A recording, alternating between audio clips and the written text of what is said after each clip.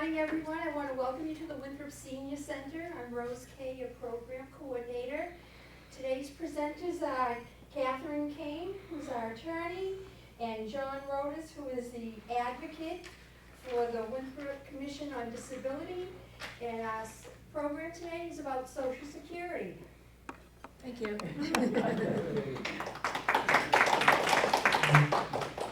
So again, I'm an attorney, and I've been an attorney for about 30 years now.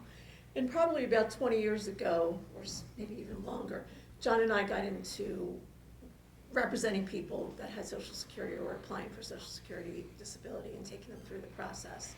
So maybe you could talk a little bit as to why that happened. Yeah, my life changed. I was an executive management consultant.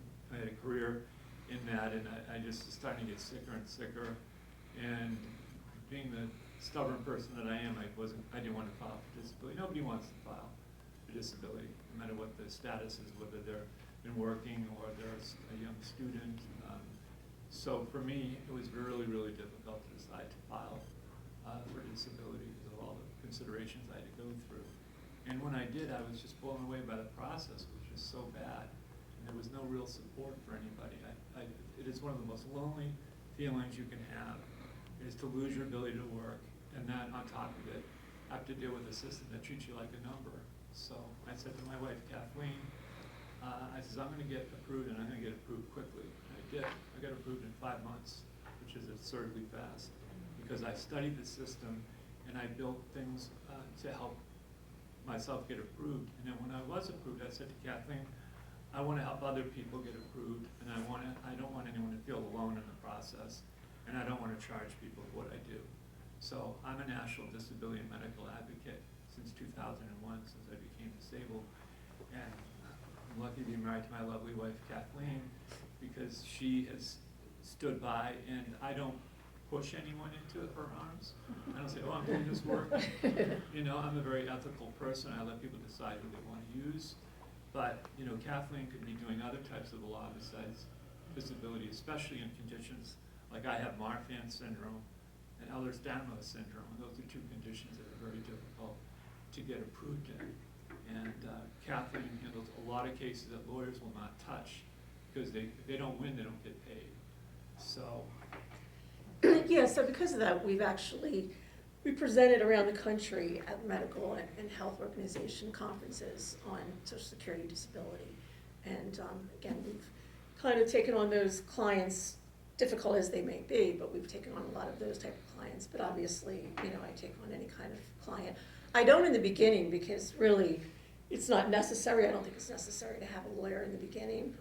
We'll talk about the process, but eventually you'll get to the point where you have to have a hearing in front of a judge if you're not approved at the first couple steps. And that's when it becomes really important to have a lawyer. John, however, helps everybody at the beginning process to go through, you know, hopefully make or allow someone to be approved earlier, hopefully. But if not, then I can I work with a number of conditions, because some people think, oh, Marfan, Ehlers-Danlos, those deeds. I say, no. Any condition, doesn't matter what it is, it's basically proving that they can't work 40 hours a week for a year or more. That's what disability is, helping them prove the limitations. So to begin with, there's two types of disability, okay? And there's acronyms, of course, for them. SSDI, Social Security Disability Insurance, okay? So that's for someone who has worked, put into the system, and who has gathered what they refer to as like insurance credits, okay? If you haven't worked, you're not going to have those type of credits. However, there's another type of Social Security for someone who hasn't worked, who hasn't put into the system, or maybe has worked a long time ago, and that's called supplemental security income. Supplemental security income, however, is income and asset-based. Okay, so you can't have any kind of income over $2,000, and you can't have any substantial assets, maybe a car and a house, but retirement or any kind of assets, you're not going to be able to be approved under supplemental security income. Okay. Social Security disability income, that is the same bucket of money that comes from retirement Social Security. Okay. So you can have however much money you need in the bank, and your household can have, you know, however much money. but you have to have earned those credits in order to be eligible for that system, okay? And, you know, basically how you're eligible for SSDI is a formula, but sort of a shorthand method is if you've worked 5 out of the last 10 years, then you're probably eligible for SSDI, okay? And if you haven't, again, you probably aren't. And for those who, and I see a lot of people, maybe they become sick and they don't realize the extent to which they're not able to work, so they don't work and they don't work and they don't work. And then when they realize they can't work anymore, they're not eligible for Social Security disability income anymore. And that becomes a really tough situation because if they're in a household that has other income, so for instance, if you have a spouse that's working, you're probably not going to be eligible for the supplemental security income, okay? Which is a whole other discussion we could have, is how low the thresholds are. Because you can't survive on $1,200 a month, you know. Because that would have to be another topic. So with Social Security disability income, that's the bucket of retirement money, you're also eligible for Medicare, even though you might be 50 years old or 45 years old. John's has SSDI, and he's been on Medicare for 20 years now, even though he's not 65 yet, so that's another advantage, okay? I am 65. That's right. And they say men forget. With SSI, again, because that's income and asset-based, you're going to be eligible for Medicaid or Mass Health in Massachusetts, okay? It's called other things in other states. And again, they're both federal programs, so it's, you know, actually we're lucky here in Massachusetts We're because very lucky. Mass Health is a wonderful program. compared to a lot Yeah, of I other wish every states. state had something of that nature. So John talked a little bit about when you actually make the decision to file, and again, this is if maybe you're younger and you've had a career, and you are in the position where you're going to have to give up that career. So Yeah, for me, because I did have a career, the last thing I wanted to do was give it up, but I, as I mentioned a little earlier, it was really a difficult decision to make, because nobody wants to go from making really good money to making hardly anything. But I had no choice because my health was getting worse and worse and worse. I probably should have filed 10 years before I actually did. And I know I did a lot of damage to my body in that time. So I tell people to be very careful. You know, put pride aside and think about yourself and your family and your loved ones, because, you know, you won't be around if you push yourself into the ground and take care of yourself. So health considerations is number one. Am I getting worse? Of course, as always, which we'll talk about financial considerations, is, well, if I stop working, what am I going to do? And that's a very good question. But there are other avenues. Maybe there's another type of work you can do from home. And I help people with that too, not have to file. Do other things that you can do from your house and not have the burden of working with somebody else and having to put in 40 hours a week. So yeah, health considerations is what you're going to say. just in terms of the financial considerations, the thing to remember though is you can't work, even if it's from home, you can't work a full-time job. You can basically make about $1,200 a month, Yeah. and that changes all the time. But if you're making over $1,200 a month in some type of employment, then you're not going to be considered disabled, Which at all. is insane, because I could have easily have done a little consulting, maybe like 4 or 5 hours a week, and made $2,000 to $3,000 a month. But that's no guarantee that I could continue working and doing that. So what happens when I get sick and I'm in the hospital? And if I did make over that amount, I did take my Social Security away. And we're going to talk about the length of the process in a little bit, but it could be years, okay? So it could be 2 years before you're approved. So that means you're going to be 2 years without any kind of income. And that's why it's important to build up a really strong system of information, medical records, doctor support, and we'll get into that soon. But health considerations, financial considerations, and then probably the biggest one is emotional considerations. Nobody wants to file the disability. I definitely didn't want to. And then you've got younger people that haven't even really started out in life. They're going to college and they're getting sicker and sicker. Sadly, and I hope none of you feel this way, people feel that you can't be disabled if you're young. If you're 16 or you're 14, yeah, you can, because your inability to do a function for full time, or with young college students, I tell them, you know, don't lose faith, because there's things you can do. You can still go to school and file for disability, because you don't go to school 40 hours a week. You do it a limited amount of time. And, but yeah, emotionally, it was really hard for me. That was the darkest period of my life, because I thought, geez, this isn't gonna, this is horrible. But then I realized, then my type A personality and my perseverance said, I want to help other people, because this is not good for, not have support, because there were no organizations out there that any support of the conditions that I have, which I have Marfan syndrome, and later found out I have Ehlers-Danlos syndrome.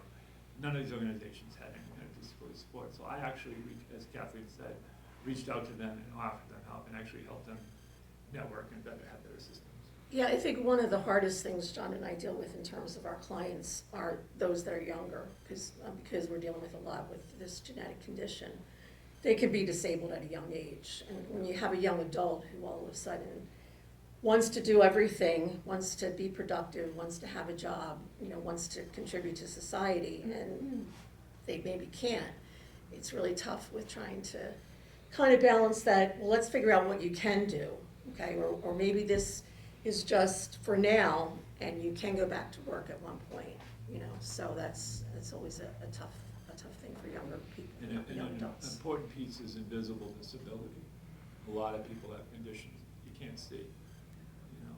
And I just look fine. I mean, I've done conferences with Kathleen before the pandemic, where we would take the microphone and I would walk on stage and say, look at me. Do I look disabled to you?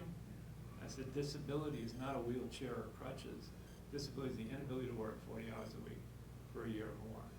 And I also do medical advocacy, and when I do medical training with medical schools or doctors or talking on doctors, I say, I just look fine on the outside, which a lot of your patients do, but on the inside, we have like a hurricane that's constantly going, it never stops. And it's so hard when you have that, and then you're going on top of that, you're told, oh, you're just lazy, you know, or, you know, you need to buck up, you need to, you know, I think it's mostly psychological, you know, that stuff is just BS.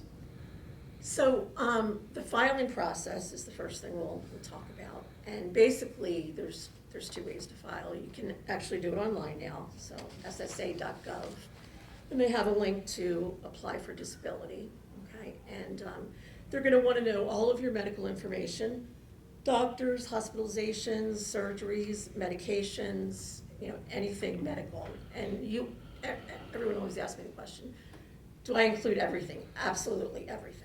Okay, even if you don't think it's important, you want to include every kind of medical, you know, diagnosis, or any kind of medical symptom, even if you don't have a clear diagnosis. Okay, and that includes any kind of mental health and mental health considerations. Okay, you can also, years ago before the pandemic, you could go to the office and actually apply, and you know, you were giving them basically the same information. Oh, by the way, if it's SSDI, they're going to ask about your last 15 years of work experience. Okay, so what you've done, you know, what kind of salary you made, what kind of things you did on the job. Now, most offices do not allow you to, still after COVID, to come into the office, okay, but you can set up a phone conversation. But maybe you can tell about your story when you went into the office. So, I know most of you don't know me, but I'm definitely a social person, and I'm used to dealing with people head on, and you know, make a relationship with them, and I'm always very honest. So I figured it would be a good idea to go into the Social Security office and talk to the agent, and because you know, do the application actually with them. So I went in, and I was waiting to talk to them, and she says, he's all set, going back. And the first thing he said to me was, you're disabled? And I just felt my fingers clench into a fist. I was gonna pop this guy, I was gonna knock him over his desk. And I realized that's not gonna get me approved. So I said to myself, it just came to me, thank God my brain works sometimes very quickly, sometimes very slowly. But I said to him, let me just explain just part of my disability to you. I said, think about the last time you had a bad cold or a bad flu. And he said, I said bad cold first. So think of when you had a bad cold. You're achy all over, you're weak, but you probably still push yourself to go to school or to work or wherever you had to do that day, but you felt really crummy. says, I feel like that 2 days a week. And I let him absorb that, and I said, now think about the last time you had a bad flu, and you had hardly any energy. Just going to the bathroom, from your bed to the bathroom was a feat. You ached all over, and you felt extremely weak. I said, that's how I feel 4 to 5 days a week. And his face was like red like an apple, and he said, please sit down. And then he was nice the rest of the time. He actually thanked me at the end. He said, thank you for giving me a crash course on visible disability. But unfortunately, we have a lot of that in our society, and that has to change because what's on the outside is not necessarily what's on the inside. So again, for the most part, you can't go inside the Social Security office to have an in-person interview.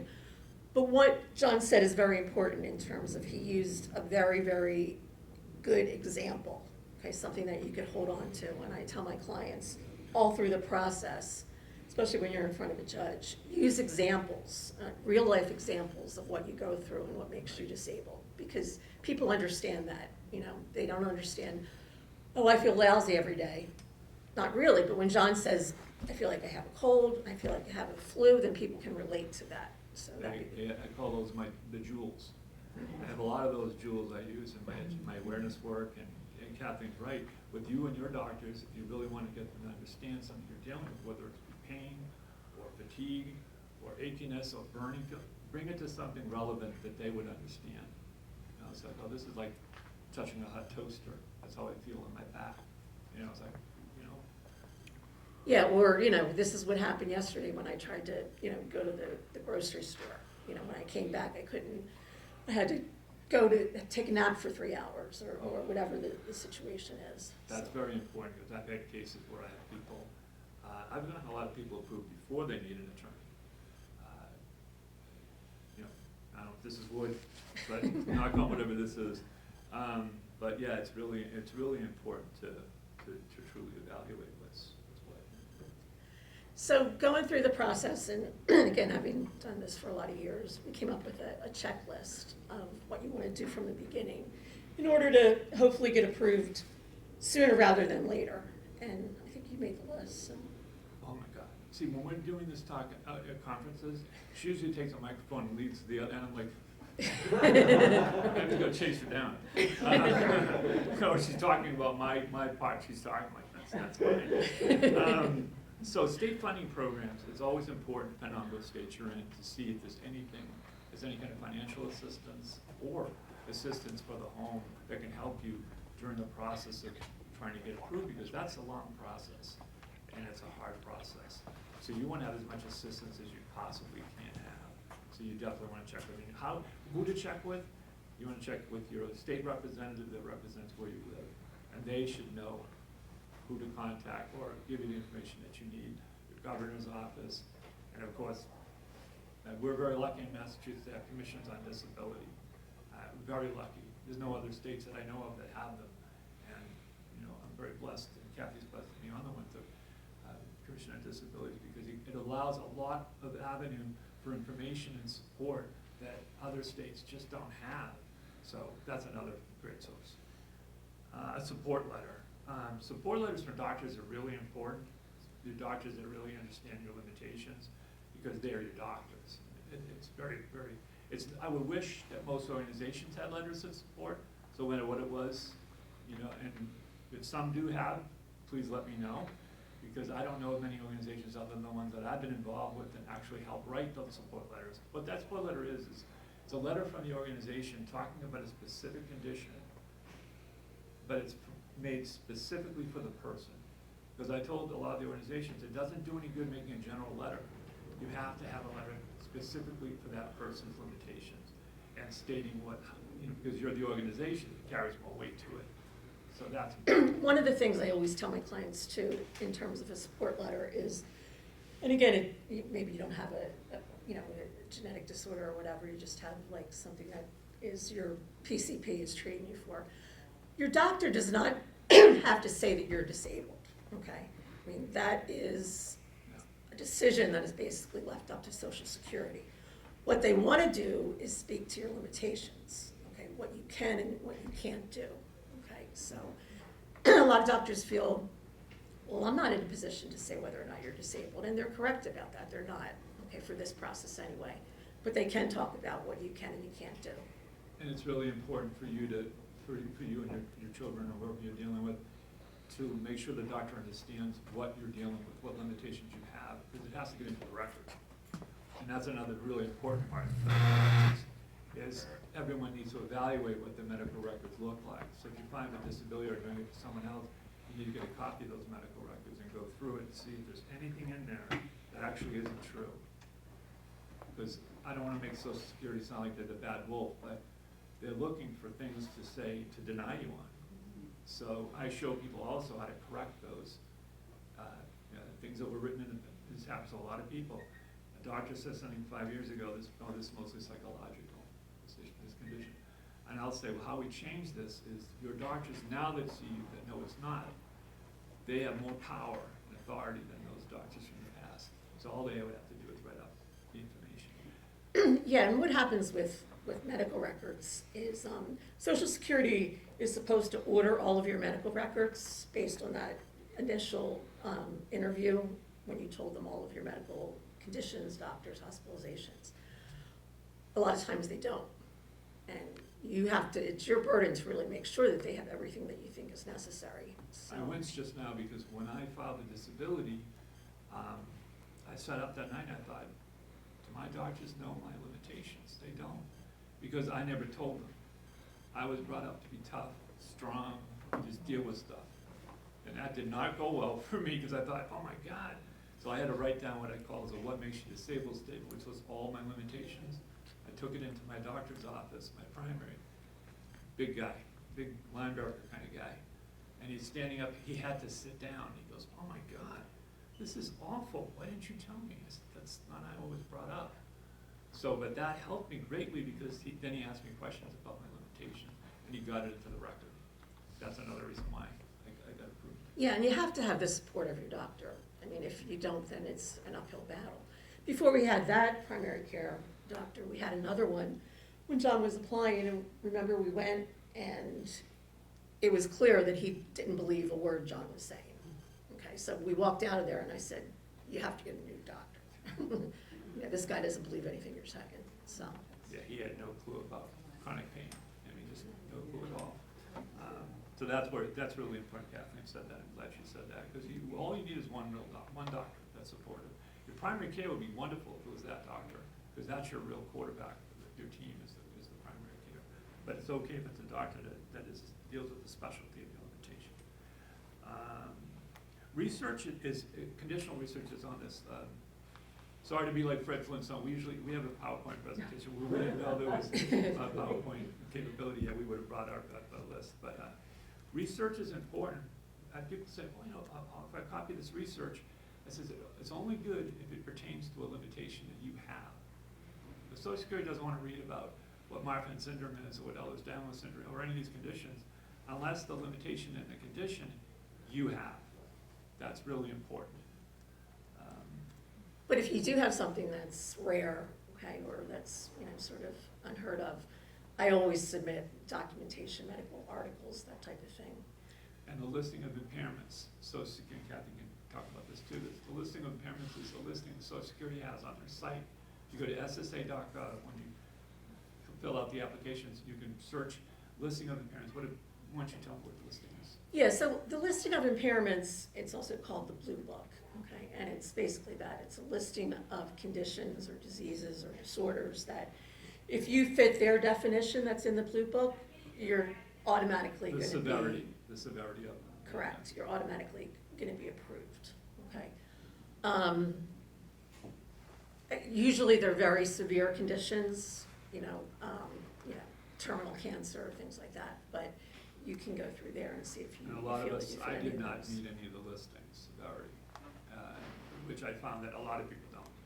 So the severity standards are very high, but if you look at all the things I do have and you put them all together, oh wow, you're a mess.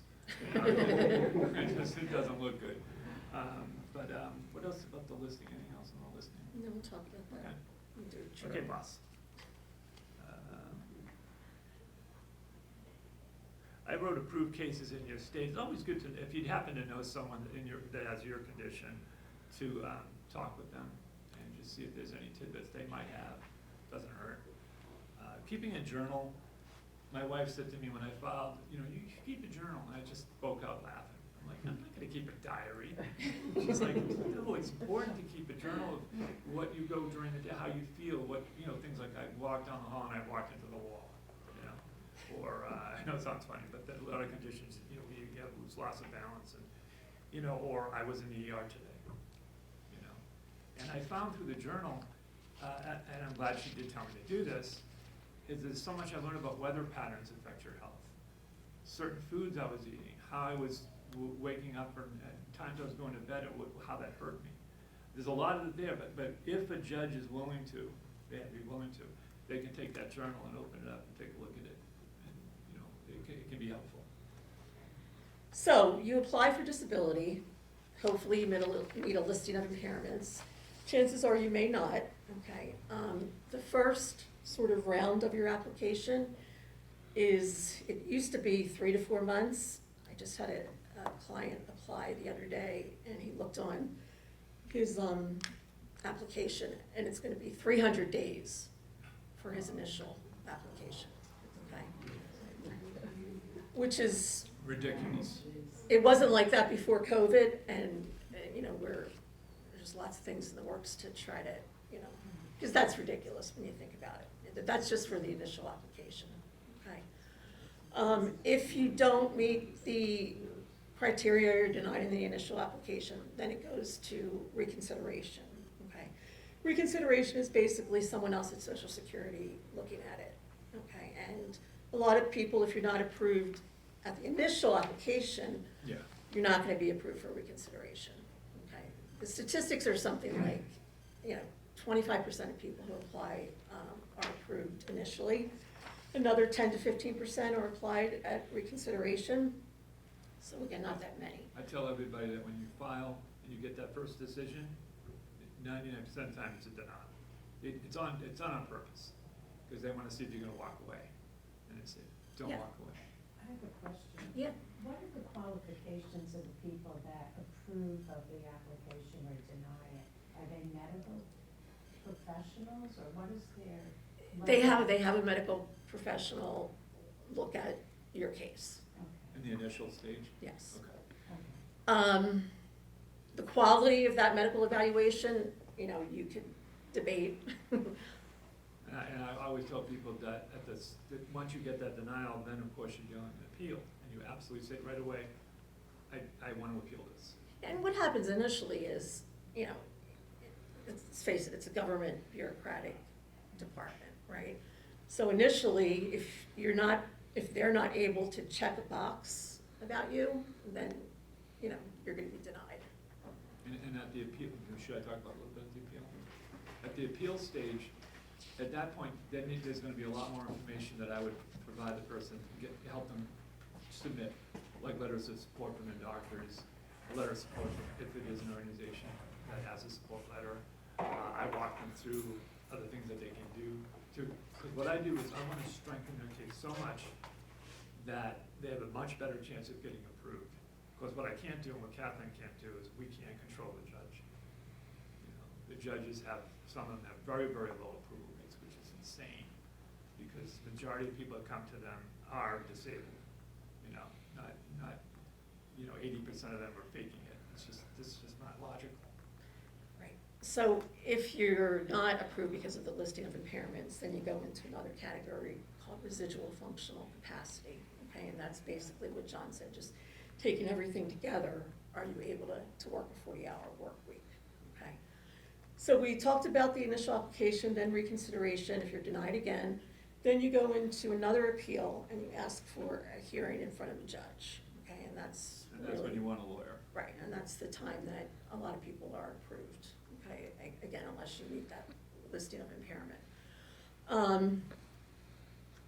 So it used to be 3 months initial application, 3 months reconsideration, and then 6 months to a year before you were in front of a judge, okay? Again, now the 3 months has turned into a lot longer, all right? What's strange is that when you get to the point where you're asking for a hearing in front of the judge, that seems to be running quicker, okay, which is good. And I think one of the reasons is that with COVID, we started to do the hearings virtually, okay, through, Zoom or through a telephonic hearing. So I think because of that, and they're still doing that, which is terrific. I hope they continue doing that, because people like Kathleen can represent people all over the country, and I have to travel, and they get a very, very good attorney, whereby if you have to travel, with disability attorneys, if they don't win, they don't get paid. So if she goes and travels to California and she's done a good job, but the judge turns her down and loses the case, she doesn't get paid. Yeah, so, yeah, I mean, I've traveled all across the country pre-COVID representing people. Nice to hear it too. See what I do? How much time? So now we're at residual functional capacity, and we're at the stage where we're going in front of a judge, okay? And again, this is really very important. You have to have a lawyer. You don't have to have a lawyer. You should have a lawyer, okay? The hearing that you go to is going to be in front of a judge. It's going to be under oath. You're going to present evidence. There's going to be a vocational expert there to testify, and a lawyer can cross-examine a vocational expert, whereas an individual probably cannot effectively. Okay, so that's some of the reasons why. Unless they had a background working in that area, that's a different story, but. Yeah, and by the way, so you get to the hearing phase, all right? They just came out with statistics. Last year at the hearing phase, only 60% of people were approved. This is throughout the country, okay? So this is not an easy process, all right? And there's judges, and I have one coming up, who have less than 20% of people that they approve. The judge that I have coming up, she only approves 13% of the people that come before her. They really should be representing, they should be judges, because logic proves that it's not. Yeah. I know I've been doing this for 20 years, and I do very extensive questioning and analysis of people I help. I know who's faking and who's not, and I have only had a couple, maybe 3 people in my 20 years. That's not, 87% of people, right? It's a small percentage. But it's a person's life, and also now that the backings are taking longer to get decisions, it's really disgusting, because not that we were well off, because we certainly weren't and aren't, but it was extremely hard, because I had to pay COBRA, and COBRA's really expensive, and if you don't have family or support or a loved one that's helpful, it's hard. That's why I get involved with why I do what I do. Because I want people to realize that they have someone. I'm here to because I do a lot of things other than, I do medical advocacy, so I help people build their medical teams, I help people get better care, I help people build legislative teams, and I do it all for free. But that's enough about me. Stages of the people. I have a question. Sure. So what's the process when you get in front of the judge? Is he looking at the first 2 denials, and then you're on the opposite side trying to misprove those? Very good question. First of all, he is not bound by any prior decision, okay? Has he looked at those prior decisions? Yes, but he's not bound by anything, okay? Number one. Number two, this is not supposed to be, when you get to the hearing phase, an adversarial situation, okay? Even though it is a hearing, it's under oath. The judge is supposed to be gathering information, okay? It's not like on TV when, you see somebody cross-examining when, somebody's on the stand. With that being said, with some judges, you feel like it is, because, judges are like any other person, and obviously there's some bad judges out there if they're only approving 13% of people that come before them, And part of that problem is the fact that I don't know if they're rewarded for this. I hope to God not. But it makes them look like a badass. It's probably what it is, and you're not a badass. You're destroying people's lives. Yeah, it's like, I have practiced a lot of different types of law, and I've done it for 30 years. And, and I've done mostly litigation, so I've been in front of thousands of judges. And, judges are people too. So it's their personality, their belief system. However, in the Social Security world, they just have a lot more power, really, okay?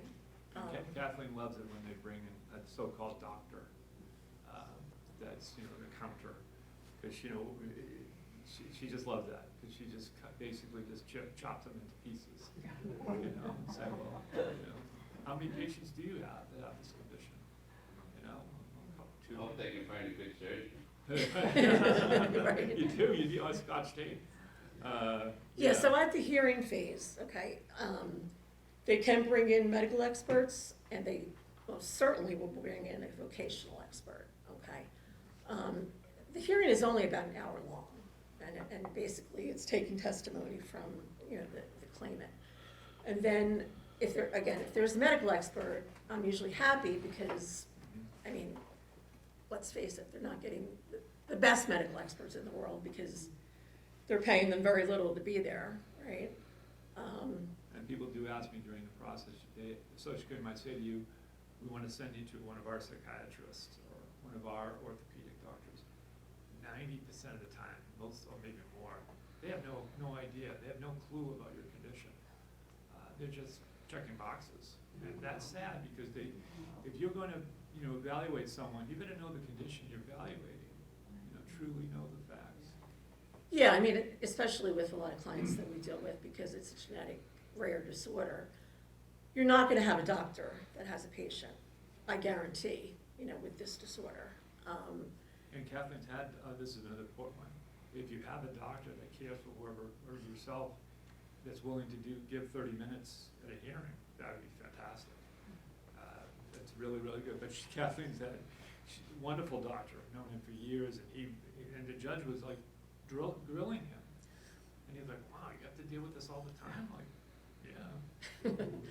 Yeah, he's And he was an expert. I mean, I hate to use the word expert. He's an expert cardiologist from Yeah. Stanford University, and he was nice enough to actually, he was in Palo Alto, and he flew down He was to, this person's doctor. It wasn't like, Yeah. he was this person's doctor. he flew down to Santa Barbara to testify, you know, in front of the judge, and, you know, we give him so much, like, oh my God, you know, it's Dr. whoever it was, and, they don't care though, you know, they were just like, the judge was grilling him just like he would any other person. Good. I have a question. So am I understanding this correctly that if you are retired and you have some kind of medical disability right now that's impairing what you can do, you don't qualify for Social Security disability?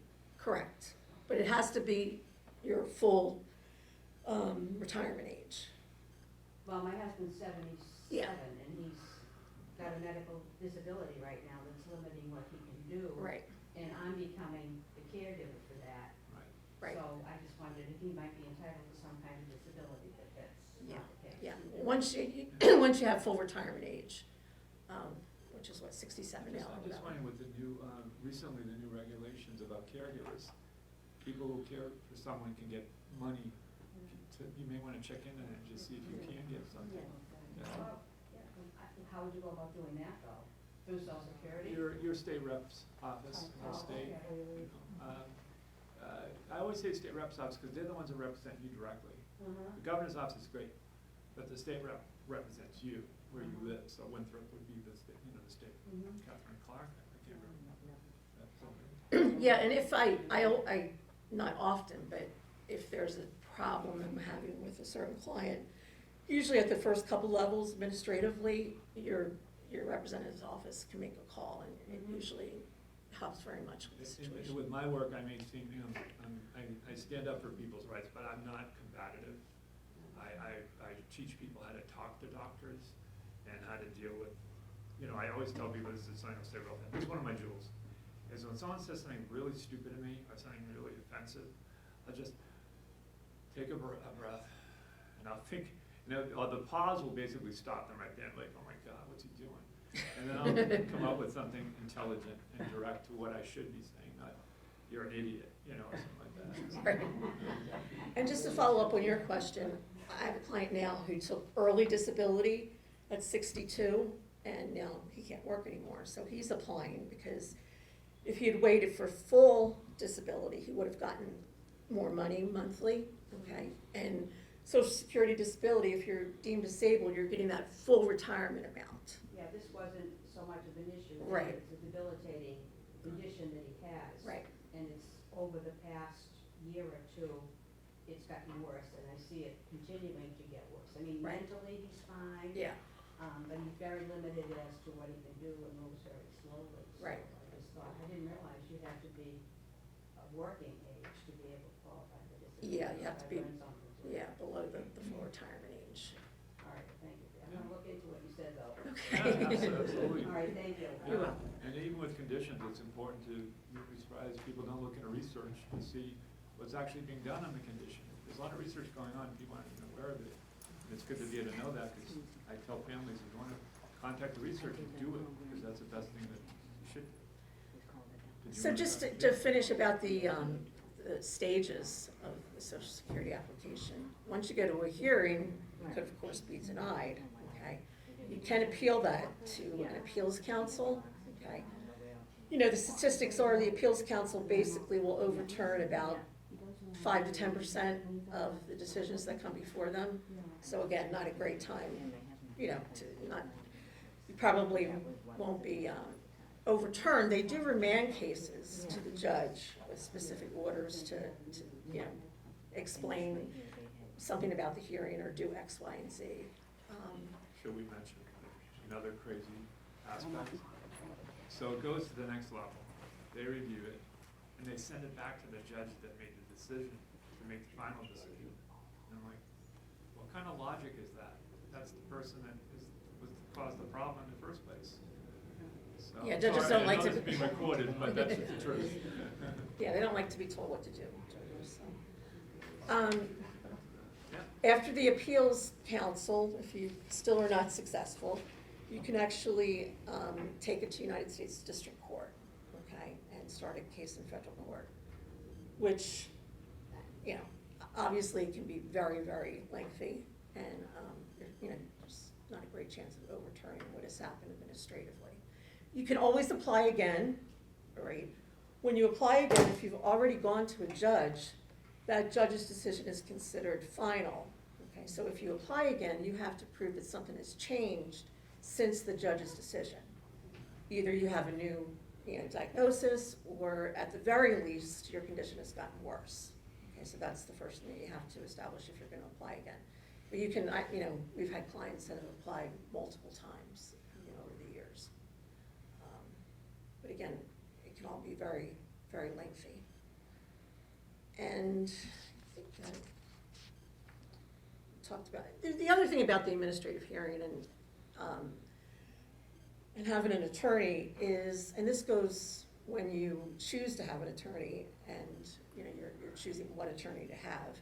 You know, I tell people that you should choose an attorney the way that you choose a doctor, and that is, you know, you have to feel comfortable that even if they don't know about your condition, that they're willing to learn, okay, that they're willing to, you know, be part of this process.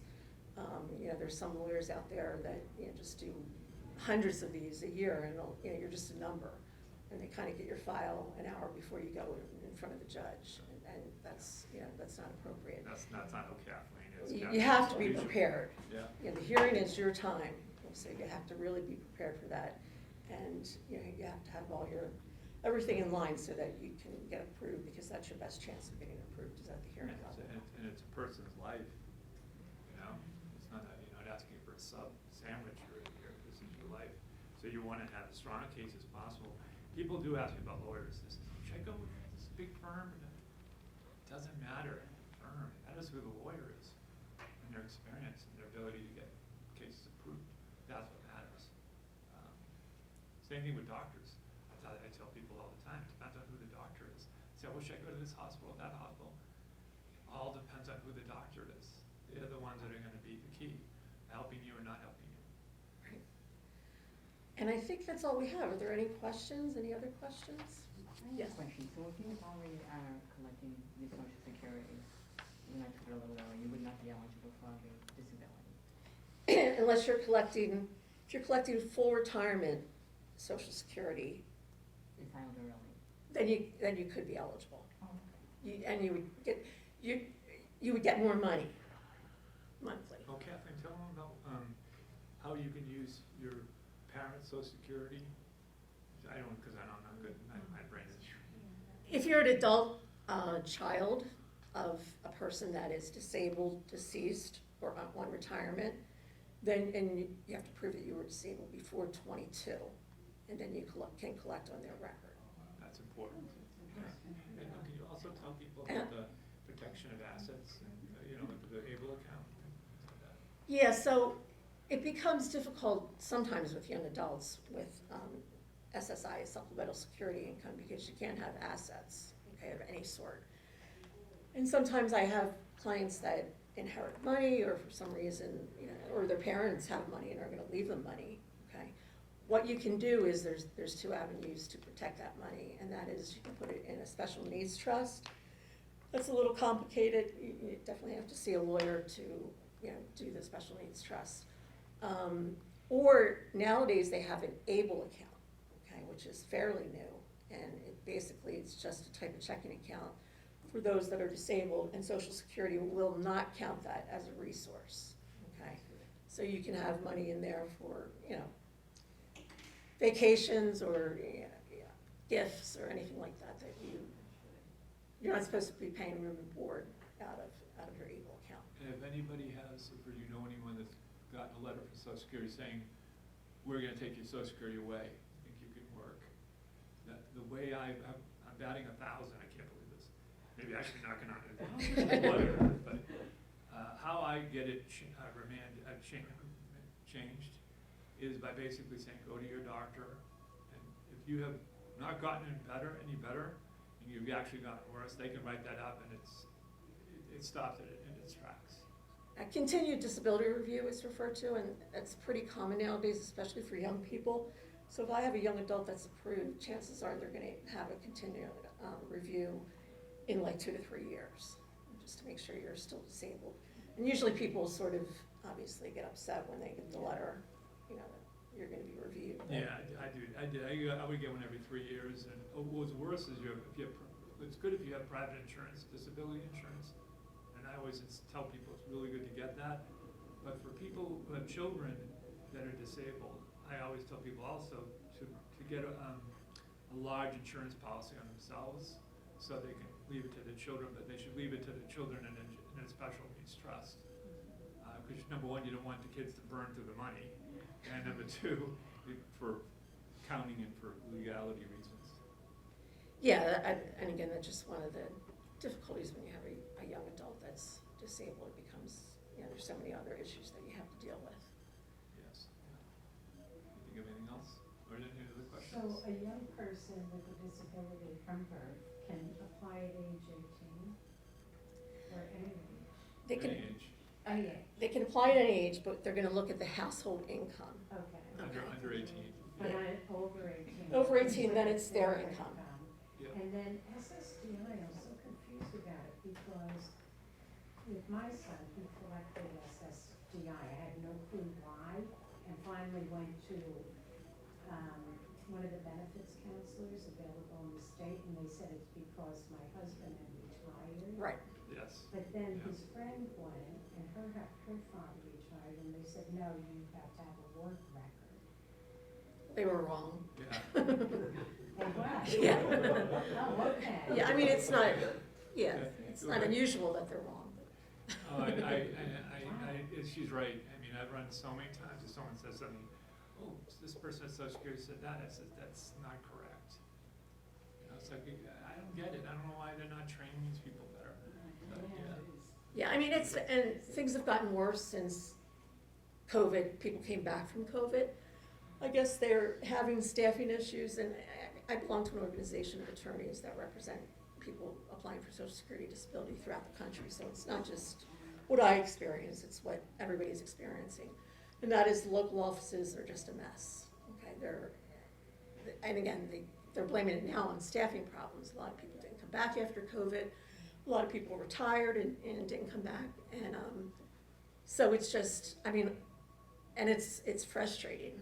I was on the phone yesterday with Social Security office, and this was the 3rd day in a row that I've tried to get through to the office, and I've actually She been. has her office at home. I have my office, and all I hear is she's waiting on the whole music, the lovely whole music, and it's going on and on. All of a sudden it rings through. It's ring, ring, And she's like really pissed off. And I'm like, oh, you know, and from my business background, that is unacceptable. Unacceptable. At least we should be able to leave a message, you know? All right, can I interrupt for a moment? Yeah. There's someone with a device that's been going on for some time. Could you please turn it off? You know what it up is, there? John? It's up, it's behind us. It's Sounds somewhere like up here. Coming from the office, can you hear that ringing? Yeah, it's like, I know it's behind us, I just don't. Sounds like it's coming from Things here. stop after the. Over here. What's that? It's on this side. Not my house. Sounds like it would go off. No, like an alarm. Oh, oh. No,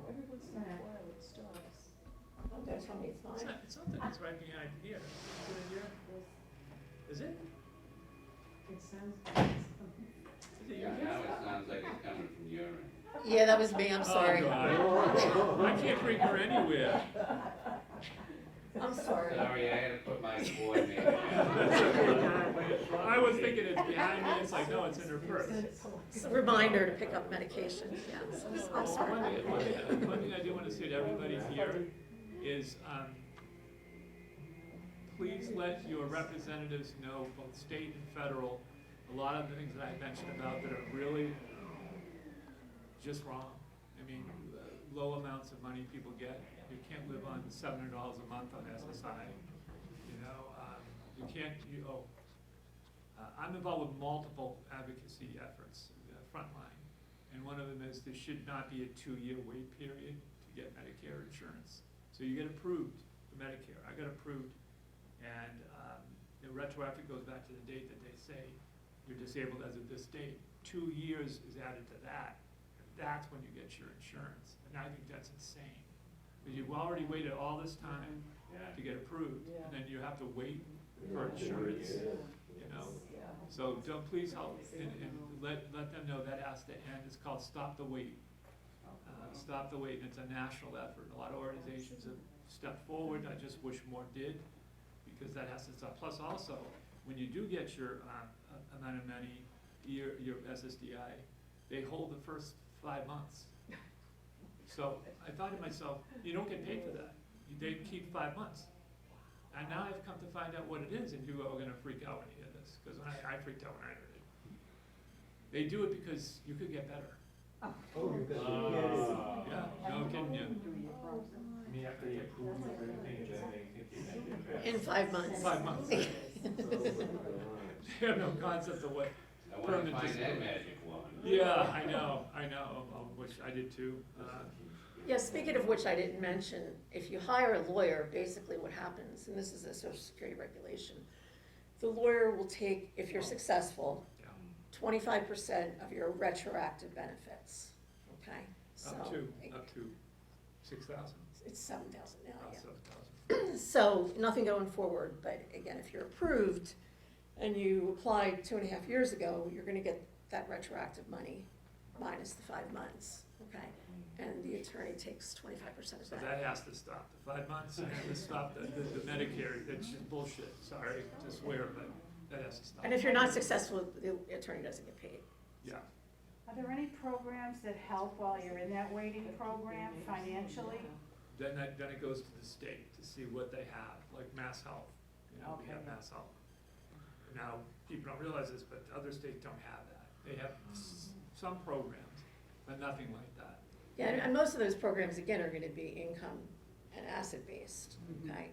Like, for instance, transitional assistance, Yeah. which is, And my friend has Mass Health, and he's certain benefits he have, I don't have. I have Medicare. I'm like, you have dental?